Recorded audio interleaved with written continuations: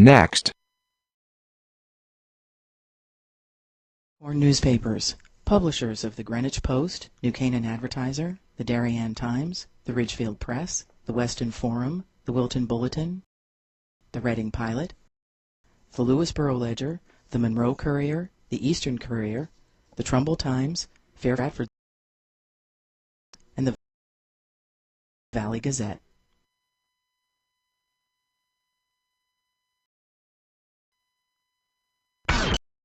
The leader. That's true. Broadcasting Zoo.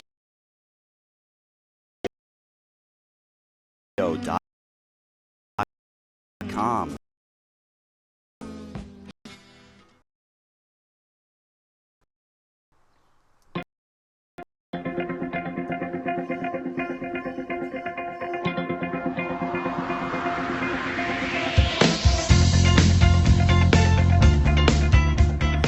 Good.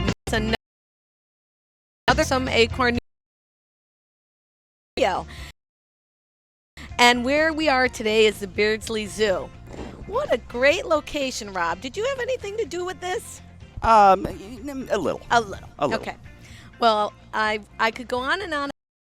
I want out man's best healer. And the topic of the newsletter I sent out last night is medicine going to the dogs. Well, I guess it kind of is in a great way. We are so fortunate to have our friends here today from St. Vincent's Hospital in Bridgeport. So not only are we in Bridgeport at the zoo, we've got our friend Patrice Foodie and her trusty companion, Una. Welcome.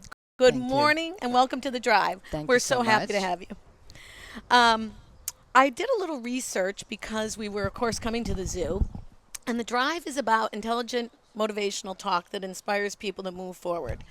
So when I reached out to my friends at St. V's, they recommended you. And I want everyone to know that's listening and watching that Patrice is a retired dentist from Fairfield. But beyond that, she's just won the Volunteer of the Year award at St. Vincent's. We did. We, exactly. Yes. We.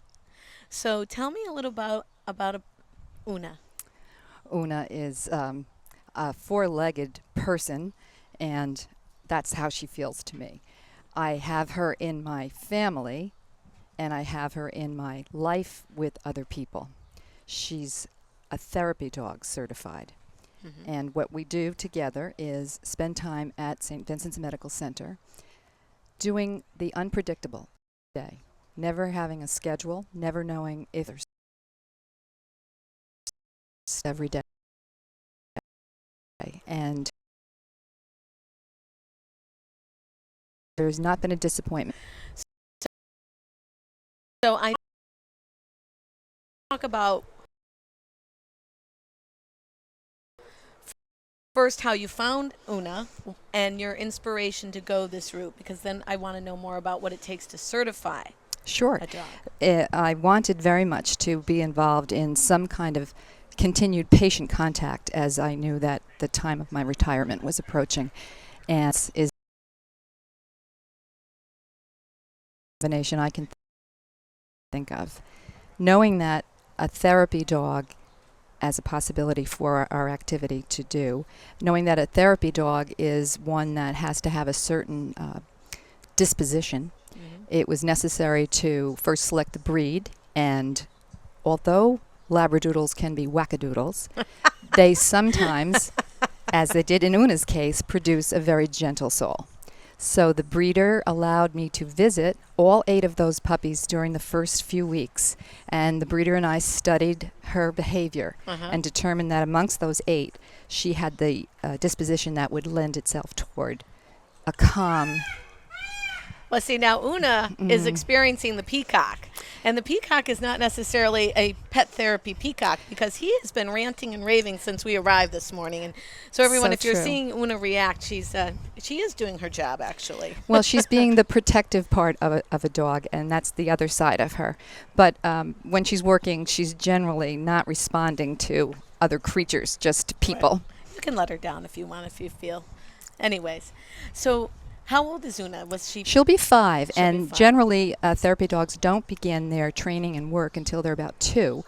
But I found that she was so well behaved that we might give it a shot. And the organization that helped us get to the status of certified therapy dog, called the Good Dog Foundation, tested her, screened her rather, to see whether she was ready. And she was. She was absolutely ready. The next step is to have a test, a more formal test, about the dog's behavior in the presence of startling stimuli, for example, frightening appearances. Oh. And she passed that again with flying colors and went into the next phases, which include obedience training and then the specifics of pet therapy challenges that they meet. So you started this program, or St. V's started this program 3 years ago. So I'm sure it was quite a journey. Tell me how it started and where it is today. I understand they did have a program in the past, and I'm not sure what precipitated the decline or end of that, except to say that they were very sad not to have it. And a patient of mine who was visiting me and saw Una in my office told me how they used to have pet therapy and he would so love to start it up again. It was a match I couldn't have planned for, and it was a perfect fit. So the hospital administration went through the many hoops and things they must in order to get the liability and all that sort of stuff taken care of through the organization. And Una was the first in this current program, and unfortunately Una is the only. And we want so much to have other dogs join us because it's a very successful effort. So tell me what a typical day looks like with Una. I know you go in on Wednesdays, if I understand correctly, but also by call. Yes, I do go by call. There have been some times when patients are needing something extra that the nurses, though they do their best, can't provide. Well, St. V's is a wonderful organization. I know them on many levels because we actually do some work with them with their art and interiors, and the response and the care that they give to their patients is exceptional. So it doesn't surprise me that they've implemented this pet therapy. But let's give our listeners an example of a day, like of a successful day with Una and what she's done for someone. Well, when I mentioned that if a nurse can't do it all, we had one situation where, despite their efforts with conversation and medication to help a patient who had been debilitated by a stroke, they couldn't calm this woman enough to get her to sleep. In spite of the medications. I was called at home and they asked if I would bring Una because she was very agitated and in the intensive care unit. Wow. We came in and the husband, who spoke broken English, was very happy to see Una and gestured that she could lie against the woman's chest. Wow. And though she only had partial abilities due to the stroke, her good side responded with petting and some other gestures. She was off asleep within minutes. And it was just that calming that she needed to help her come back down and allow the medicine to start working for her. So I did some of my own research, and there were things that popped up, like it lowers blood pressure and it reduces fatigue and it helps fine motor skills. Can you tell us a little bit about how does a pet elicit, or a certified therapy dog elicit that in someone? Because that's a lot. Well, again, in the case of a patient who may have lost some of their use of motor skills due to a stroke or other brain injury, it's so important in their recovery that they participate in the physical therapy. Beautiful program at St. Vincent's Medical Center. They are really on the ball with that. But if a patient won't do it, they're not going to enjoy the benefits of what's recommended. Una is able in numerous situations to coax a patient who would not use the hand that's being treated. Oh. Coax them with her nudging to get a little movement of the fingers and petting. And you see the physical therapist behind cheering. Isn't that a great story? Well, it's just to get them motivated. So is that part of her training? Is she Yes. taught to nudge and Yes, the training includes things from the most minor, the way she might take a treat, for example, from a Wow. patient's hand, the way her mouth and her teeth will contact those fingertips has to be very limited and very gentle. She's taught to put a paw on with a certain gentleness if somebody asks for a paw. Wow. No scratching.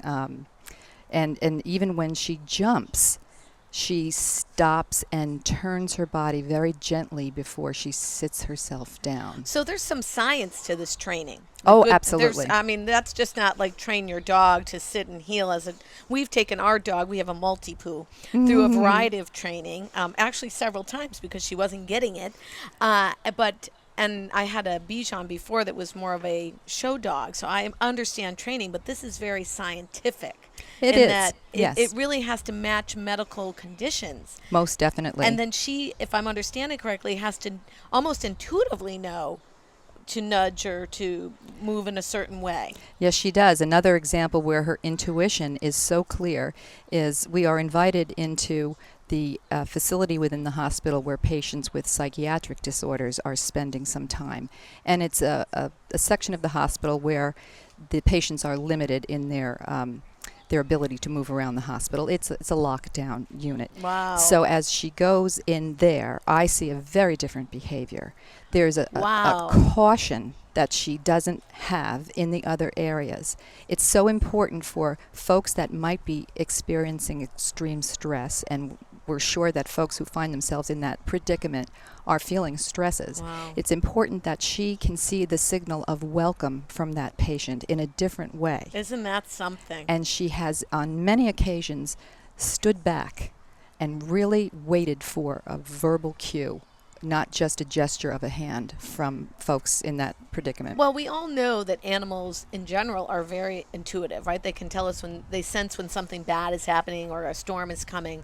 But this training is quite elaborate and really only for, I'd have to say, special dogs. Well, Not every dog can, certainly not my Maltese poodle, could possibly do this. yes, but I'm happy to tell you that dogs of every breed have participated in the program of training and then are out in our communities doing good work.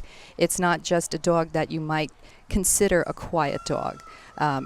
Big, small, all sizes, and they have different personalities, but they are trained to have limits to their behavior when they're in certain settings. For example, one of the certification final tests included 2 dogs in the class being sent down to opposite ends of a hallway and then called to cross to the other side, passing each other with no acknowledgement. They had to walk right past another dog with no acknowledgement. I don't even know if humans can do that. Certainly I can't.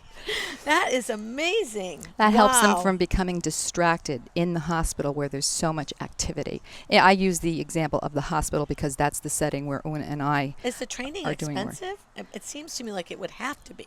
No, I don't remember honestly what the program initially cost. There are recertification fees of under $100 Oh, each so year. it's not bad. No, it's For what it is, certainly. No, I'd find a way to pay much more to be able to enable an animal who's good at it to do it.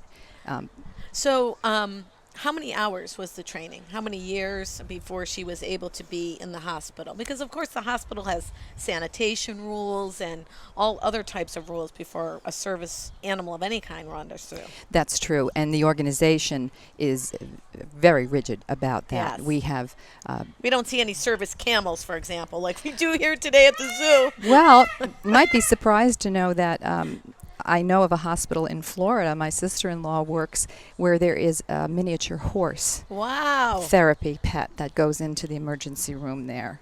There are ways of protecting from contamination.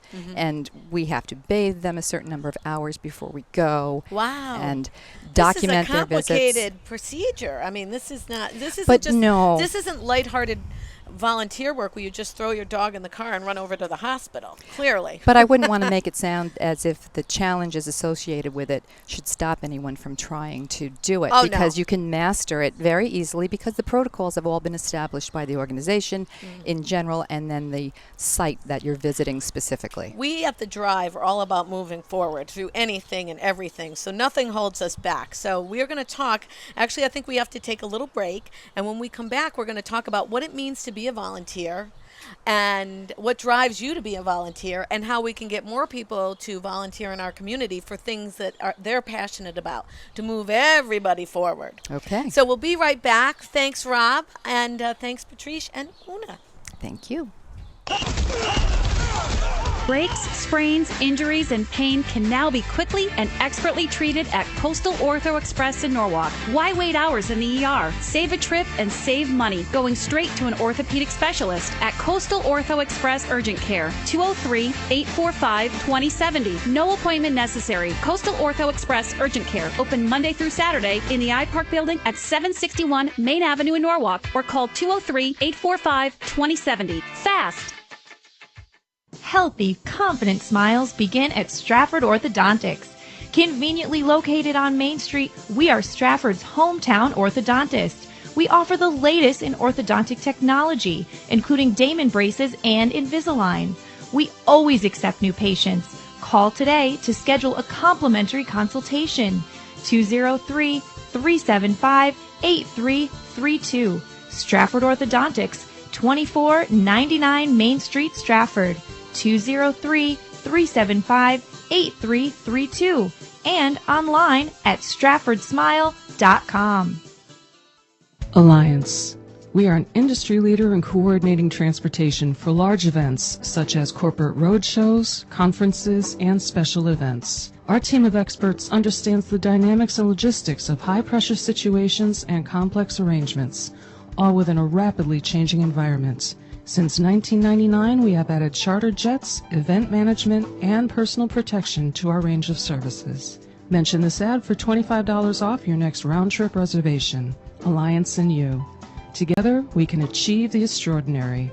855-546-6996 or alliancelimo.com. Hersam Acorn and HANradio.com. Welcome back, friends. We're at the Beardsley Zoo. I love the zoo. Don't you love the zoo? Oh, favorite place. And we're just talking about this lovely peacock that's behind us and the intuition of animals. I believe that he knows that he's left off the show. So he's going to wiggle his way on several times. Here he is squawking and spreading his feathers.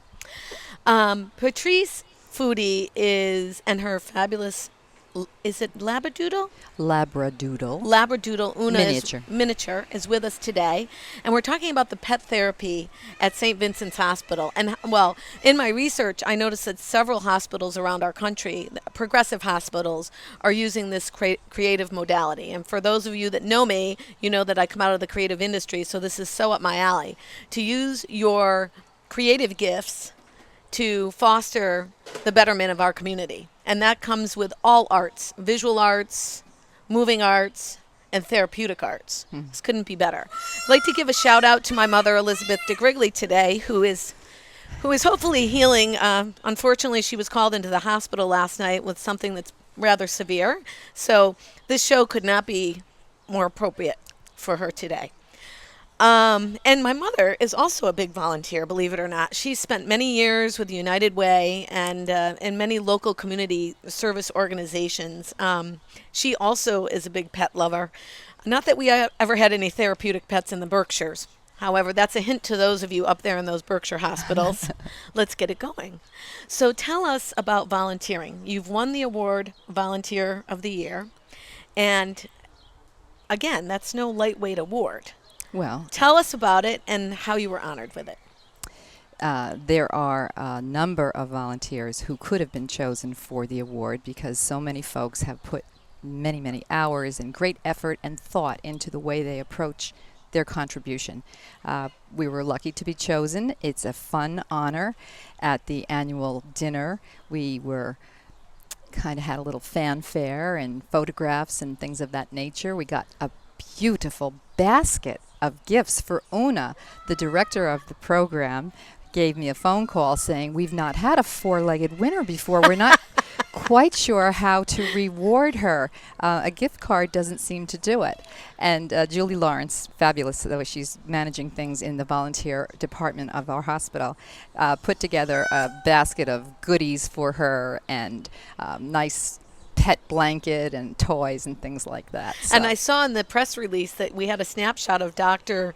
Marcus, the CEO, receiving a little kiss from Una. Wow. So cute. They've had something special since the first time they met. Really? Yes, I have to admit. Well, Una is very special.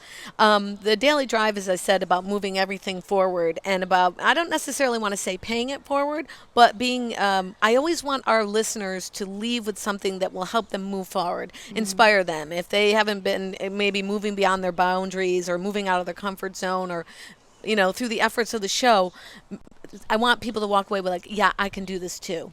So tell us how and why you got involved in volunteering in beginning. I mean, after a long career as a dentist, I'm sure you were tired out and not necessarily wanting to go back into work, paid or non paid, but you must be a pretty motivated person to do that. So, well, the pay that you get for taking care of people is, sure, monetary gains are an important part of functioning in our society, but it's not what makes good care providers tick. Right. I think that it has to be much more about the feedback that you get, the assurance that what you're doing is impacting people, not just checking off a box, but really doing something for another person. And that carries into the years past your working life and into places where you're going to have some kind of effect on people. You stay home and nothing happens. Right. You go out and something will. Right. It's not what life does to you, it's what you do with life. Perhaps. So obviously, and priorities shift in our lives. Sometimes folks in those challenging middle times of managing children and parents think, I'm wrung out like a wash rag. There's nothing left for me to give. But it's not that you have to squeeze that wash rag tighter. It's just that the priorities change and you can make time to do things that are good for others, but selfishly, I have to say, it's so good for the volunteer as well. What are the benefits of volunteering, do you think? Well, having a schedule where you can anticipate some kind of a positive in your week is a very important thing, particularly if you're a retired person. You used to get all kinds of feedback from the people you work with. You always knew every day whether what you were doing was good, valuable, whether it wasn't good or valuable. But you know that there is going to be a place where people are looking forward to seeing you and that you're going to get some feedback about what you're doing. So we don't necessarily, to my young audience out there, we don't necessarily have to wait until we're retired to volunteer, because volunteering comes in all shapes and I know there's so many organizations, and I will definitely they're not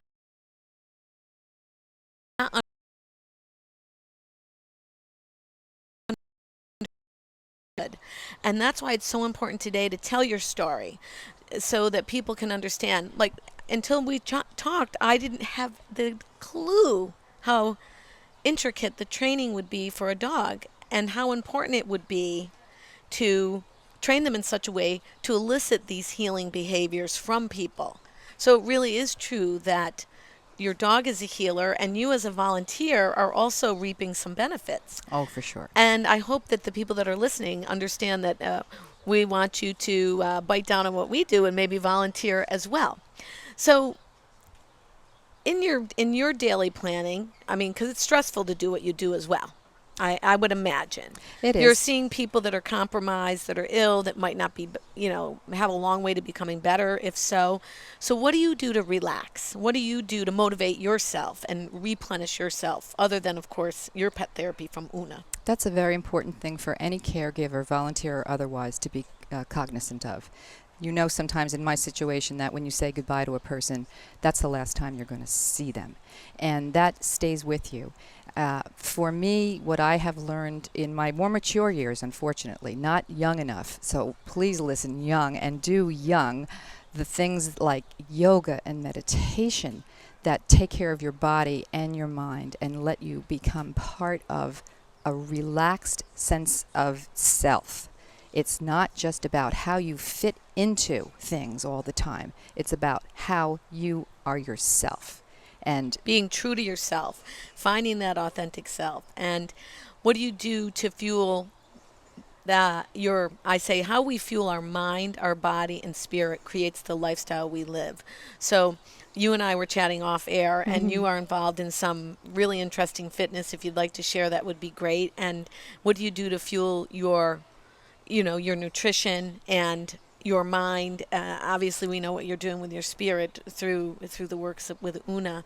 But tell people, because I think it's important. What happens is, the metaphor I use, and I grew up in around a Ford dealership in the Berkshires. So the Daily Drive has a lot of automotive metaphors. I see. And I worked with my grandmother and my grandfather in that business as a very young child. And my grandmother would always say, if you don't maintenance your car, with regular tire checks and oil changes and et cetera, when your car breaks down, and we do that sort of as humans, right?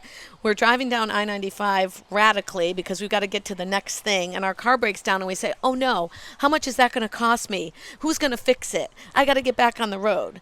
And so people I don't necessarily aren't always as mindful as they could be about the maintenance of their car, right? This is the vessel right. we ride around in. That's and right. if we don't do some wellness, and I know St. B's is big on wellness, like, let's take care of it before it happens. Most certainly. And I know with your medical training and also with what you're doing, you could probably answer my very long-winded question. It's not long-winded at all. It's just a thoughtful question. For me, the thing that turned me into an athlete was an introduction to rowing, which both my daughters did in high school. And Wow. they said, Mom, I think you might like this. And this is what I do. 4 days a week I'm on the water, racing crew boats, not racing every day, but participating in the race season. It has changed my physique. Looking in the mirror is one thing. That's fine. But how it's changed me that I can appreciate in a moment-to-moment basis is I'm powerful. I can do physical things that I never would have dreamed that I could. And so many people can. It's all potential locked in there, and it just has to be directed. As I mentioned to you, I learned to ski as a result of my daughter, who's on a ski team. And I've learned to road cycle as a result of my husband, who is a licensed road cyclist. And my inner athlete was released at a much older age. And what's happened is, just through that change, once you allow yourself to try something new and maybe push yourself, it opens some other incredible doors. For example, I would have never imagined I would have a radio show. It was something that was far out on my to-do list and hopeful list. But when you start to put new energy into your life, new avenues do open up. Most definitely. So beyond your rowing, what do you do nutrition-wise? Because you seem Well, very fit in other ways. I, being a dentist, of course, have always been very nutrition conscious. So there's no sugar in your world? Ava, are you listening? Well, no, there isn't. Teasing. There isn't sugar now. I used to be. I had an addiction to ice cream. I'll admit that. Oh, Yeah. I know someone in our family that has an addiction to ice cream. And addictions can be changed.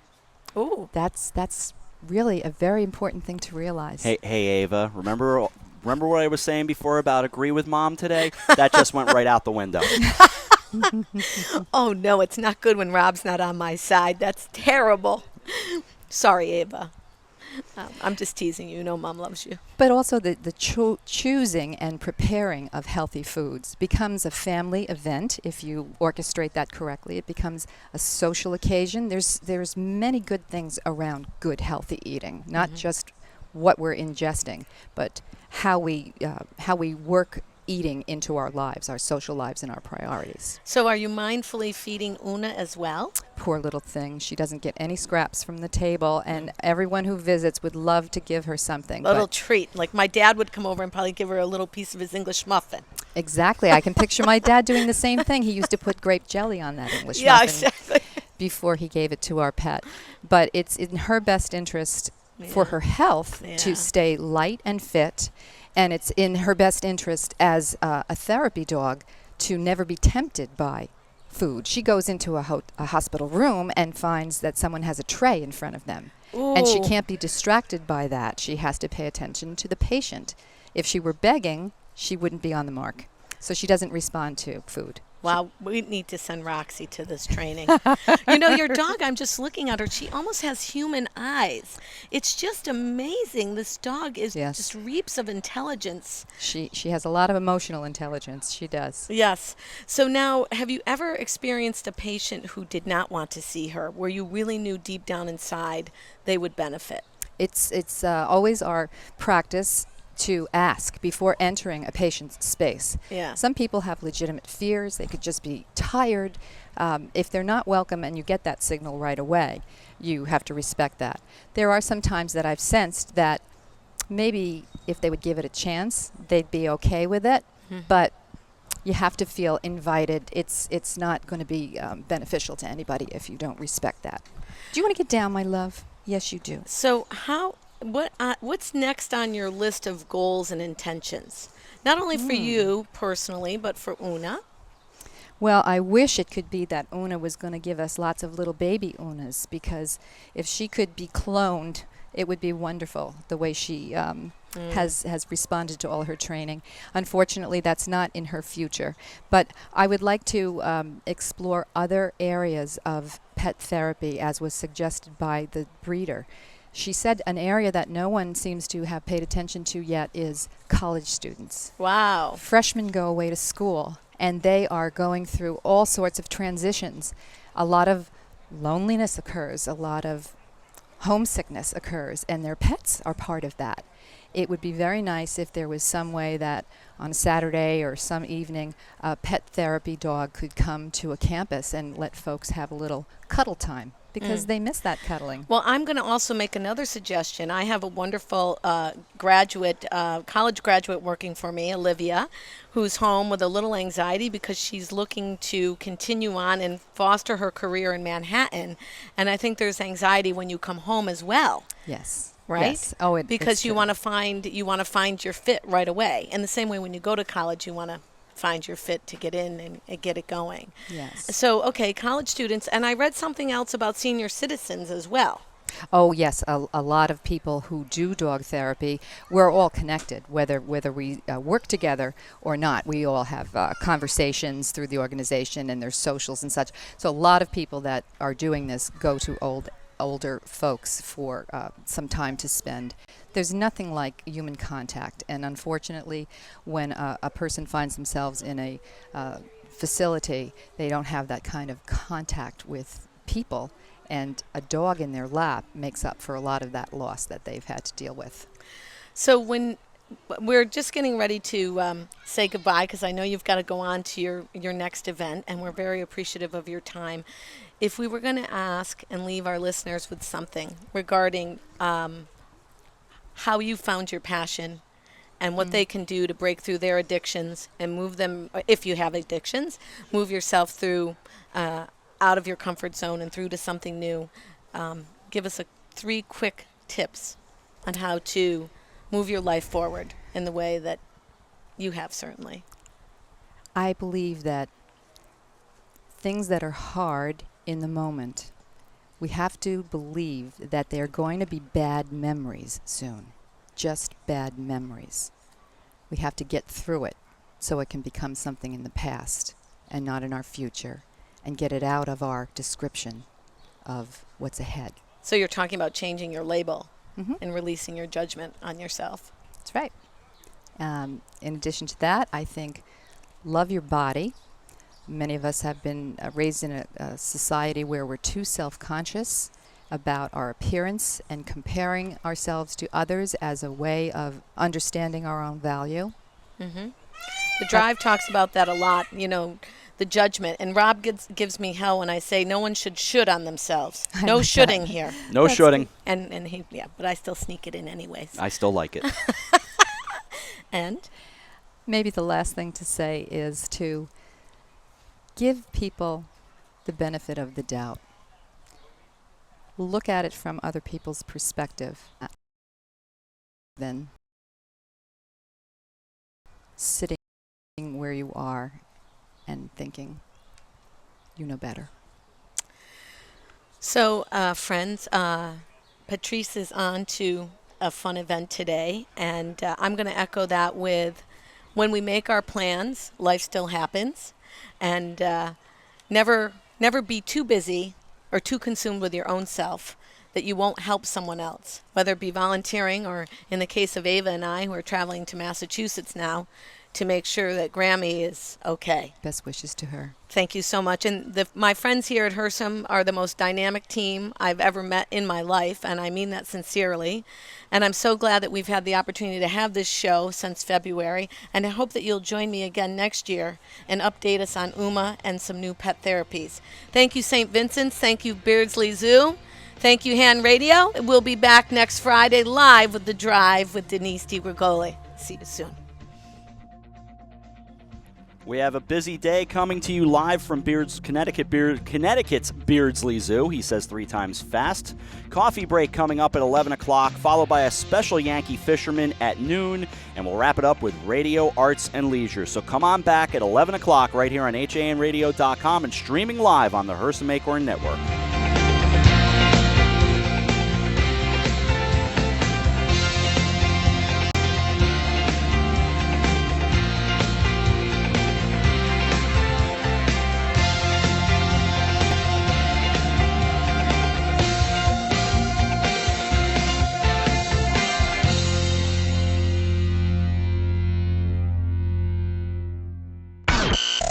Hersam Acorn and HANradio.com. The leader in local news, sports, arts, and entertainment in southwestern Connecticut.